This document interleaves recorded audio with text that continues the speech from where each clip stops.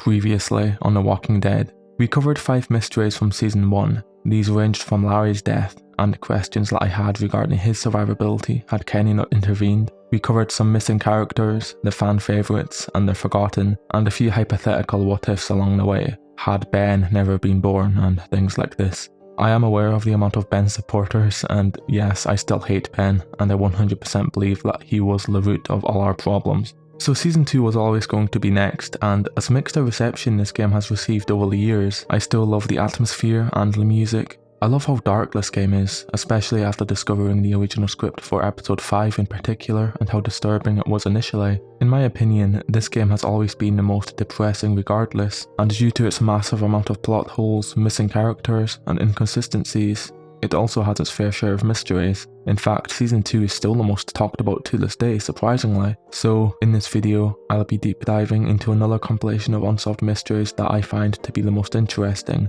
starting from the earliest, just like last time.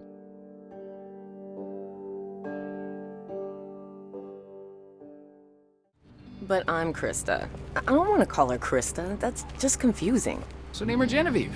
I don't care. How can you not care? What on earth happened to Krista's child? Before the death of Omid at the start of episode 1, we see Krista healthy, deciding what to call her soon-to-be-born child. Omid's adamant that we call it Omid Jr. if it's a boy and Krista if it's a girl. Very original. He also throws out Genevieve as a last-second curveball. Overall though, they're in good spirits until Omid gets killed by a bandit and we're skipped ahead 16 months into the future. It's at this point where the mood has completely changed. Straight away the camera pans into Krista's stomach, immediately confirming that the baby is no longer with us. She's also malnourished and dehydrated. Heading north in search of Wellington, they mention the extreme temperature and that they have a couple of hard months ahead of them before they eventually reach it. The thing that's the most surprising about all of this is that there's literally no mention of Krista's baby at any point in the game after Omid's death. We only have one statement from Clementine at the end of the game, which I'll use as evidence later. So that's really about it. Over the years, this mystery has become notorious as being one of the most horrific and honestly an enigma. We're only left to our imaginations on this, but although we can only really hypothesize about what really happened to Omid Jr., many theories have surfaced over time, so let's go over a few of them now. The most common theory dating back to January of 2014 is that Krista miscarried the baby. We say miscarried, but technically it would have been a stillbirth as she was in the 3rd trimester. This is plausible simply because of the continued amount of stress with dealing with her husband's death. She also had to endure horrible conditions for up to 2 months until the baby was born while fighting off walkers and traversing hills and forests. She was constantly suffering from dehydration and a lack of nutrients in general. The argument is that Krista was unlikely to deliver the child in her condition and the environment that she was in. While I will agree that the food situation was likely massively detrimental to the baby's health, Omid was still alive for the majority of her pregnancy. Judging by Omid's presence at the beginning and the energy of that scene, who by the way would have been gathering as much food for Krista as possible around this time, they were both highly optimistic, joking with each other and looking forward to the future. If she was only 1 month pregnant when Omid died, I'd 100% agree with this theory. The fact that she only needed to hold out another month or 2, at the latest, makes me start to question this theory slightly. The point that stress increases the chances of stillbirth is true. They do not affect miscarriages however, so there's a misconception there. I'm torn on this because every theory that I'm about to show you just gets worse and worse. A miscarriage was the least of our worries, as disturbing as that sounds. I would want this theory to be true, but I don't think it is. The second last point is that excessive exercise contributed to its death. This is false. From the data I've read, there's no link here either. The nail in the coffin for me was that these situations are almost non-existent anyway. In Krista's case, around 1%. There was a chance, but I don't think it's enough to convince me. Ironically, Larry was 3 times more likely to survive the heart attack than this. I hate to say it, but Krista's baby was born and something else happened to it. We need to find out what exactly. The second most popular theory is abandonment. For obvious reasons, the baby could have died soon after it was born instead, or Krista simply couldn't sustain herself or the baby for a prolonged period of time while also caring for a tiny old Clementine, so they left it in the forest and kept walking north. It's a very disturbing theory that's fitting for a game such as this. It's the one that I believed for a very long time and still lean on occasionally because there's no way to suggest otherwise. There's only one singular piece of dialogue at the end of the game that makes this theory that much more believable. When Jane pulls her little manipulative bitch moment and orchestrates the death of a newborn child just to get a deserved violent reaction out of Kenny, so glad she's dead by the way, she's even worse than Ben, I swear to God. Kenny storms out in cold to look for him, and Clementine says this. No, not again. Not again.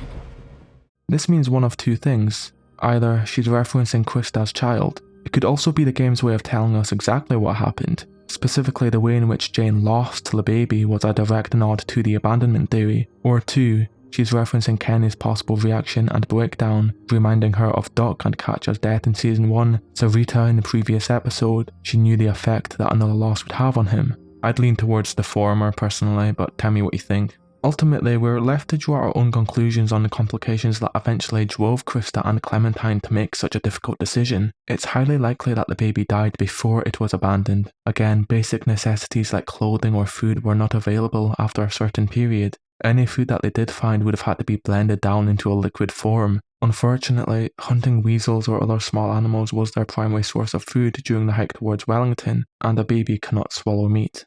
My final conclusion is that it passed away because of malnutrition or exposure, but not necessarily abandoned. There's one more theory that I want to discuss that would have theoretically taken place after the baby died. Please skip ahead now to the second mystery if you want to avoid any disturbing subject matter. Okay, so there's not a whole lot to work with here. This theory has circulated around some Reddit forums and I thought it was too weird to leave out, so for the sake of inclusivity, I will give my brief input on it. Does anyone seriously think that this was a possibility? I understand that it's a known occurrence in real life situations, I just don't think that Krista or Clementine were St. John enough to resort to something like this. If for whatever reason they did, it doesn't translate after the timescape and reactions of Clementine throughout the game. In the scrapped script for episode 5, Clementine was supposed to die with Alvin Jr. in her arms just so she didn't have to bear the weight of leaving it behind, and that's speaking for the previous theory, which isn't nearly as far removed as this. It's a slight possibility, yet I doubt anything will ever be confirmed. Just like with many mysteries on this list, the fate of Krista's child will remain a mystery for many years to come unless we see her again and are given some closure. So, what do you think? Was it a lurker? A bite like that could be anything. Only one way to find out. How? We wait. What? By tomorrow morning, if the fever set in, we'll know if she's gonna turn. In the meantime, we can lock her in the shed. Let's just take a step back for a moment and ask ourselves this. Was the guy who couldn't tell a dog bite from a human bite the same guy who forced a little girl to sleep in a shed overnight, which would have killed her regardless if it was a walker bite or not, because infection exists? Is it far-fetched to consider that Carlos was acting all along? That he was never a real doctor and was only using a valuable job title as a bargaining chip to help ensure his daughter's safety in a group that didn't know any better? I love asking questions. I don't particularly like Carlos or his annoying daughter, and the community have had their doubts for many years, so let's try and delve deeper into this. Starting from the bite itself, on the surface there's absolutely no justification for why he couldn't tell the difference. When I first played Season 2 at 12 years old, which was my introduction to the series, I thought maybe he was partially blind as well or something. The dog bite is the sole piece of evidence that drives home this theory right from the start. Needless to say, there's a huge difference between human teeth and canine teeth. But here's my defense. Carlos had to have been the best liar in the Walking Dead universe to keep this a secret for so long. If this theory is true, then it means he convinced the likes of Carver and Pete, a chess master and a poker genius, that he was in fact a medical professional. If anyone could see through his lies, it was these guys right here. Even if he wasn't a doctor, he wouldn't have overlooked this detail unless he had malicious intentions. He would have been like, yeah, I'm a doctor, and it's clearly a dog bite. A theory I have is that he knew it was a dog bite all along, but he just didn't want to risk Clementine infiltrating the house and influencing Sarah, so he sent her to the shed to die from infection. I wish you wouldn't have done what you did. If she knew how bad the world is, what it's really like out there, she would cease to function. She's my little girl. She's all I have left, and I would ask that you stay away from her.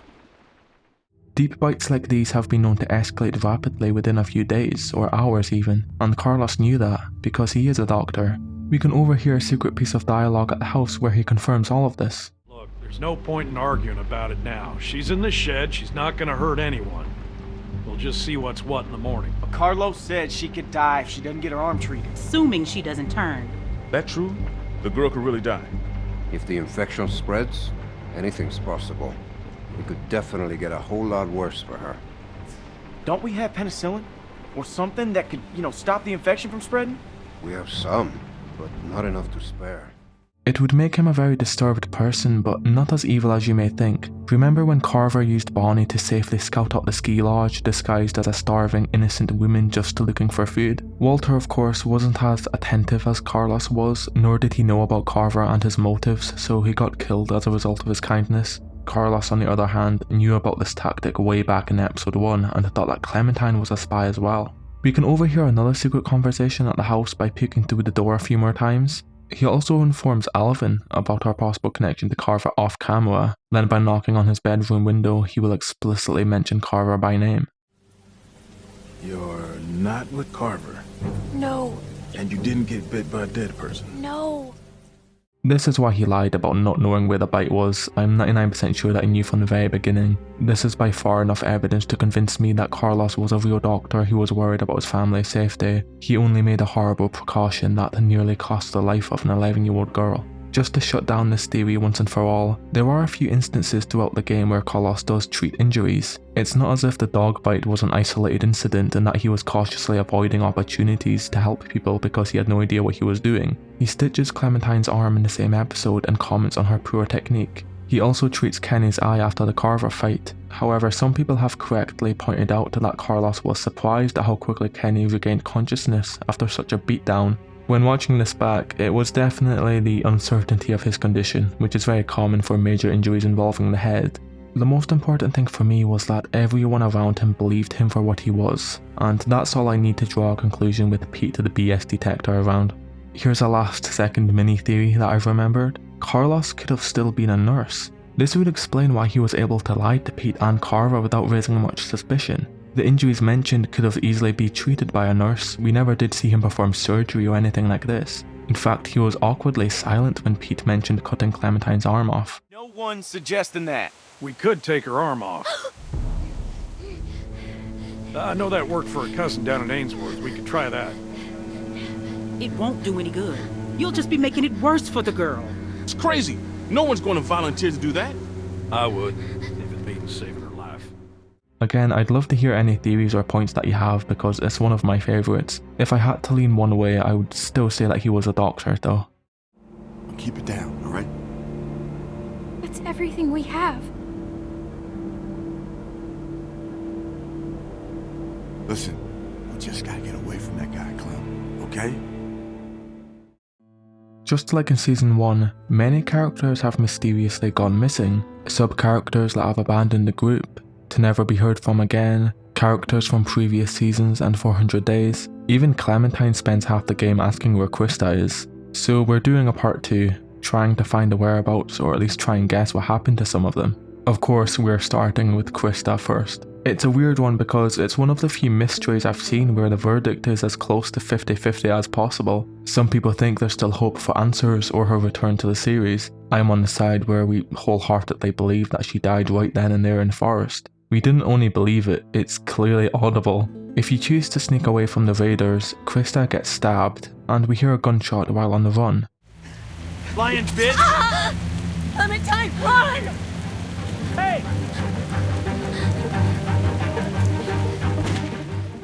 Still an extremely high likelihood that she died, but an argument can be made that the gun was aimed at us and not Krista. Well, in the other scenario, which is exactly the same minus two things, Clementine throws a rock off of this guy's face and she tells Krista to run. Instead of being on the ground, she's knocked down with a blunt object, hit in the head with the gun, then shot. There's no argument whatsoever that she wasn't killed here. By extension, the gunshot in the other scenario shared the same sound as this, which means that they were both aimed at Krista and not the other way around. What the Krista, run!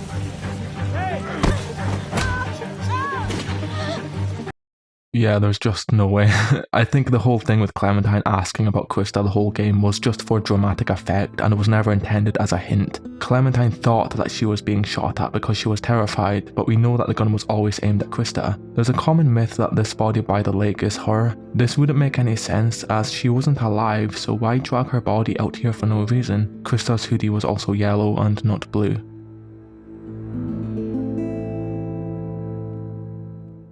In episode 3, we're reunited with the cast of 400 Days upon entering Carver's community. Vince, Shell and Becca, Tavia, Wyatt, a few other random sub-characters, and one of my favourite characters of all time, Russell. Among other reasons, Bonnie will be excluded from this entry as she stays with us until a separate incident later on.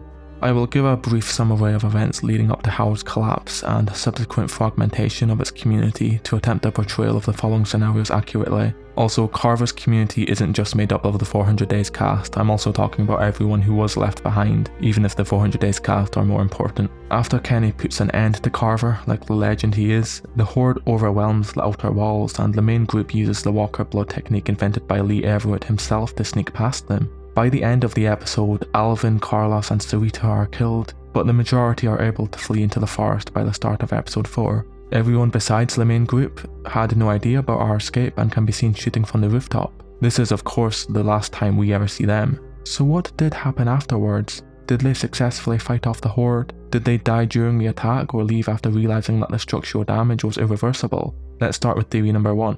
Even though they were allied with Carver, it's a shame to think that the 400 Days cast could have just up and died during the attack. If every character besides Bonnie were meant to die here, off camera, then what was even the point of the DLC? I just hope that Russell and the sisters made it, because the shooting continued long after we had already left, and by the time we returned with Jane in the one ending that I would never choose in a million years, everyone is gone and there's just no way to tell. Or is there? Pay attention to this last scene as we walk into the trees. We can still see the rooftop off in the distance, the figures of Carver's soldiers still firing, but even further back than that we can make out the faint silhouettes of walkers closing in on them. They couldn't hear them approaching because of the gunshots, they didn't make it after all. Maybe not all of them.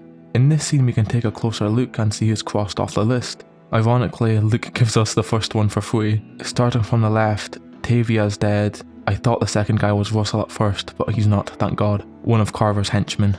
Next is a girl called Tisha, same deal, then a guy called Lowell, and at the end is Vera. Luckily for us, no 400 Days characters were harmed in the making of this scene, so I'd like to believe that they all made it. When we come back with Jane, Carver's body is in the same state it was when Kenny left it. You'd think that this was a good thing that no walkers were able to breach this section of the building, but the Walking Dead zombies don't eat people who have already died. I think Danny St. John and Lee said it best. You gotta keep me alive! If you kill me, the meat gets tainted. You can't eat it. Just in case the walkers in the distance weren't enough, we can see the bloodstains in the exact same spot. 4 pools of blood from left to right, confirming the deaths of these 4 soldiers. My conclusion is that the 400 Days characters were able to escape, maybe back to their settlement camp, depending on if anyone stayed behind. Anything beyond that I'd only be guessing, but I'm sure most of them are fine. The only character who shows up in the later seasons is Eddie, Wyatt's friend who was travelling with him at the start of the outbreak. Clementine kills him while looking for AJ in the flashback scene at the end of season 4, which is just after the events of season 3 I believe.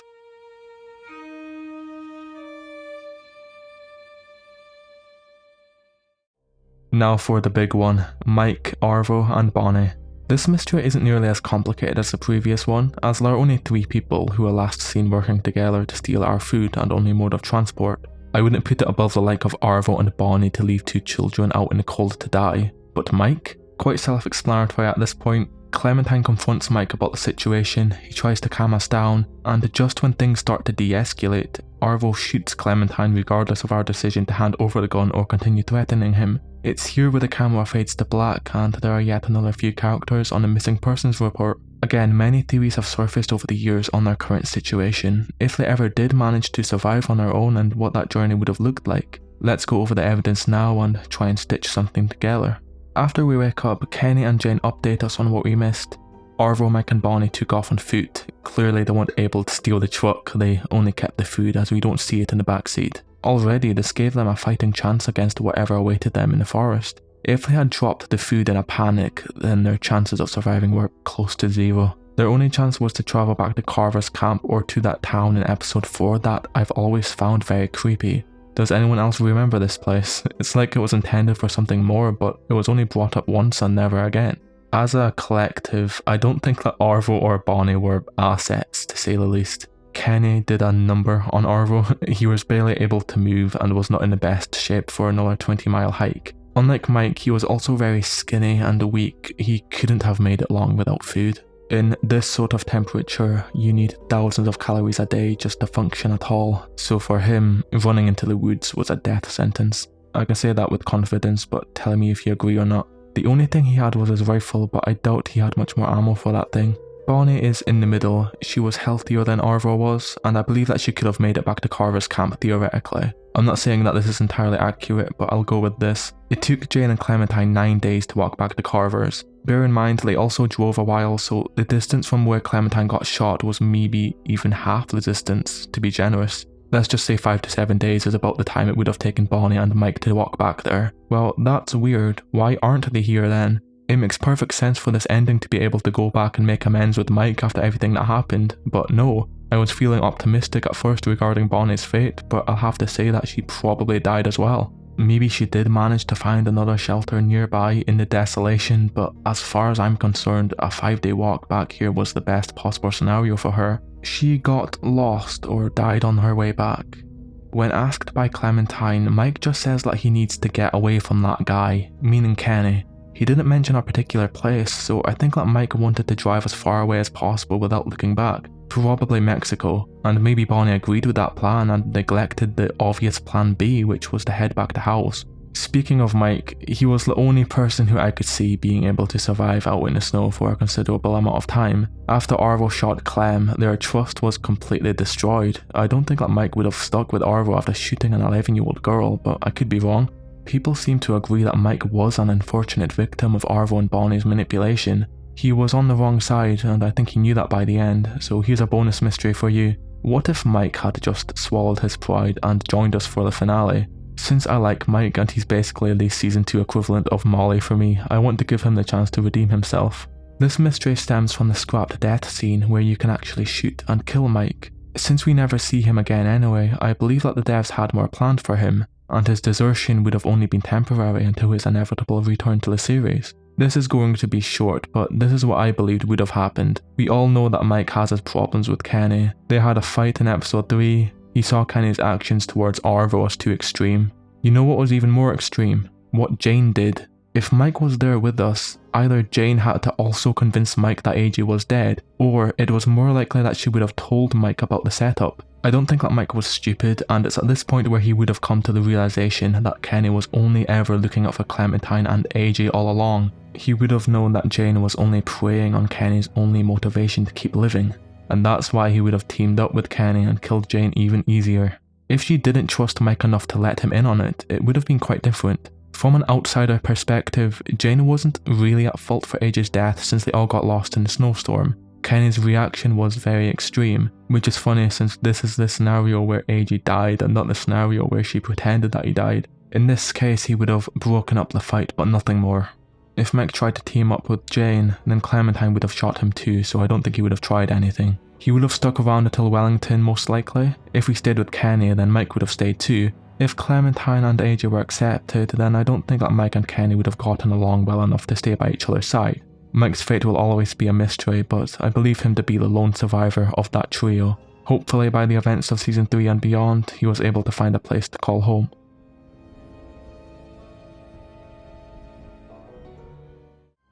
I'm glad to see you. I was worried. We all were. Nah, it's good to see you too, kid. Alright, listen, we ain't got much time. Okay, I followed y'all here best I could. Haven't had a night's rest since y'all got nabbed, and well, it's the first chance I got to talk to somebody. This is the most obscure mystery on this list, which has always been surprising to me considering the impossible task that Luke had. To both find his way back here and then proceed to sneak into the comic book store undetected seemed ridiculous, but he was able to accomplish it. I ask the simple question, how did he find his way back? What exactly happened in between Ski Lodge and episode 3? And how was he easily able to survive in the forest with all of those walkers for days without food? When we encounter Luke in the comic store, he's very sleep deprived and covered in blood. He says that he hasn't had a good night's sleep since we got kidnapped and then followed us the best he could. He also didn't come into contact with any other people along the way. That's the extent of the information we're given in the game. We don't know how long the truck ride lasted. For a point of reference, I only know that it must have been very long since they stopped for a toilet break along the way. The Walking Dead takes place all over the US. Season 1 takes place in Georgia. Season 2 starts in Georgia before the time skip. Episodes 1 and 2 are primarily based in North Carolina. The ski lodge in episode 2 is based off of an actual ski resort, so that's where Luke started. Now, I could be wrong, but it's widely believed that episode 3 takes place in another state entirely. I believe it's Tennessee, which is the nearest western state. So Luke had to walk across an entire state in under 2 days. Let's see if Google Earth thinks it's possible. This is very interesting. This ski resort is located on the border between North Carolina and Tennessee. I was about to shun this theory entirely, but I suppose it was even easier than I ever imagined. He only needed to walk about 20 minutes to achieve a cross-state hike, and there was enough food in the lodge left over to take with him. For the first time in these videos, there wasn't as much of a mystery here after all. The only difficult thing was breaking into Carver's camp. The blood on his shirt is from killing walkers with his machete. He would have used an opening in the walls, using walkers to his advantage, and his knowledge of the upcoming horde would have meant more walker migration to the area, and that is how he was able to avoid suspicion for as long as he did. Now, I'm gonna walk away. I might not look back. Not because I don't want to. I'm real glad to have met you, Clementine. In all but one ending of Season 2, we have the option to kill Kenny, or he dies later in the epilogue scene of Season 3. This is if we stay with him after reaching Wellington, as everyone knows by now. The only path where his fate is uncertain is of course the Wellington acceptance ending, where we say our goodbyes to Kenny. He gives us his hat that we barely ever see again, and he walks over the hill without looking back. From this point forth, any hint at Kenny's return or even a reference to his existence is dormant. Clementine doesn't shut up about Lee, and I agree that Lee is the most important figure for her and is the best character in the series. I always just thought that Kenny was in her life more, and by the end of Season 2 he was like Lee's successor in a way. He should still be alive, right? So why have the devs neglected the ending that is clearly the people's choice and why they regard it as the canon?